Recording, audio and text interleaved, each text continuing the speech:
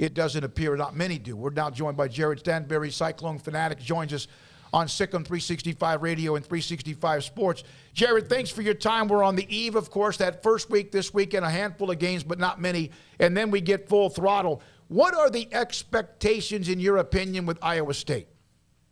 Man, I think the expectation probably is just to, have a kind of a bridge team from, this past year or from these past several years in the stretch that Iowa State was able to go through and the success that they were able to have. And, I don't think anybody's looking at Iowa State as being someone who can contend or is contending at the top of the league. But I think they're a team that feels like if they get some breaks that go their way, they can certainly, jump up there and win, 7, 8, 9 games. But I think to be able to get back to the postseason after having to replace, some of the pieces that they did at such crucial positions, can set yourself up for the future kind of sustaining, even though, you might not have the talent that you did at the top end of your roster that you did these last several years.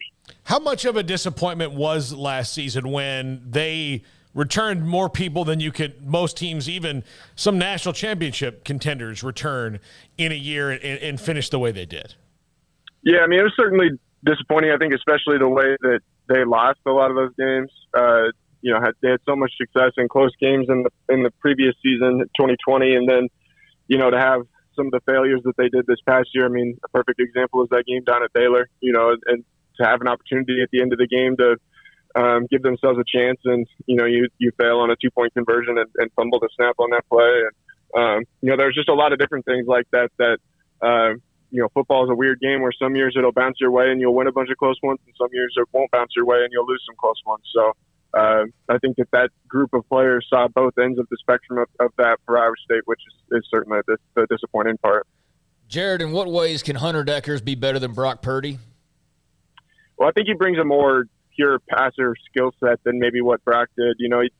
Brock was obviously really good for Iowa State for a long time, so it's hard to knock, anything that he did. But I think when you look at Hunter, he brings a little bit more of a pure gunslinger. He can really throw the ball down the field. He's got great size in the pocket, and someone I think they feel they can utilize in the quarterback run game. So I think that the biggest thing I would pinpoint, he's going to have a better chance to stretch the field down, and keeps defenses honest probably than what Brock did. Brock didn't quite have that arm strength, didn't have that ball placement to really be able to do those kinds of things. And I think Iowa State feels like Hunter does have that, and I think they feel like they have a group of receivers that can really exploit that skill that the quarterback has. On Twitter, it's at Jared Stansbury with URY, and also I saw where you posted up the what you do, football, and then in parentheses, and other random things. What are a couple of interesting college football or Big 12 random things you want to help with us? Oh, man. Well, did you guys see the West Virginia hosting a 7th grade quarterback on a visit over the, I don't know if it was over the weekend or last week sometime? They had a kid who, and it was like he had a ranking and all these things. He'd been evaluated by somebody who's in the 7th grade. So we talked about that for quite a while. That was a random thing. The next Dylan Moses, I guess. Yeah. Remember, he's an 8th grader getting offered, that seems like 10 years ago at this point. But, yeah, why not? 7th graders, yeah. I think women's basketball recruiting goes that early. I think sometimes you can, they can kind of spotlight a kid when they're in junior high or whatever. But I did not know about the West Virginia 7th grader. My gosh. Yeah, it was funny. They had it enlisted in the scouting report. It said he's got great size at like 5'8", 125 or something like that.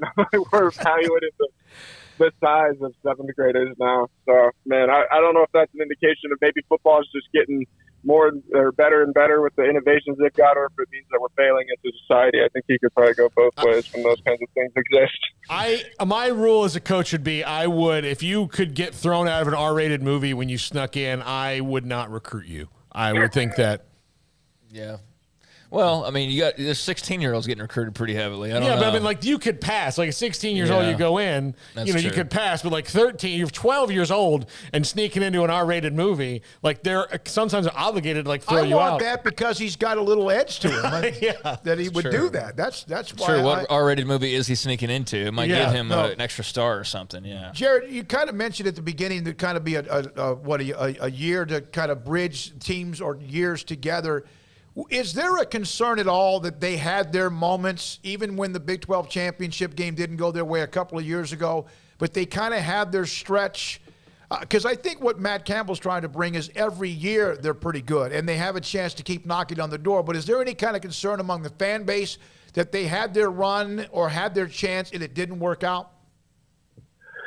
I mean, I guess like maybe I don't know if I'd put it that way, because I still think that they certainly leveled up their program with that 2020 season to go and win the Fiesta Bowl and have some of those things be such a high profile indicator for the program, and they've recruited better than what the program ever has previously. So I mean, I guess maybe they could have missed an opportunity to go to that like next level where you're an annual contender for conference championships and things like that.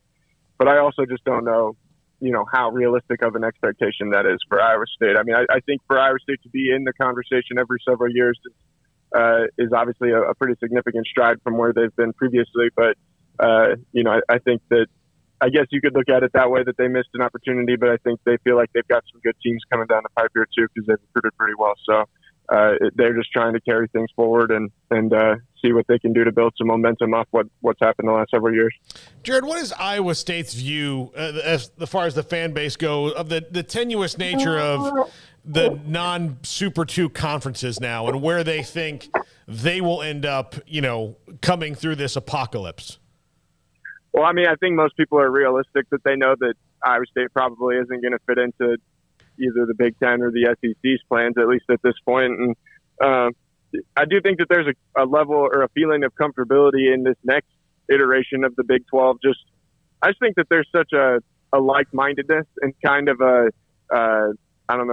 unity, it seems like, between the schools that are left, where they all feel like they're in a pretty similar position and they can band together to make something that's, their own and make it unique and different from those other programs or from those other conferences. And I think that's what Iowa State fans are hoping for, is to see that be able to continue. But, I don't think there's near as much panic on this end as there was a year ago at this time after Oklahoma and Texas had left, for sure. I think that everybody feels pretty comfortable in where Iowa State's at.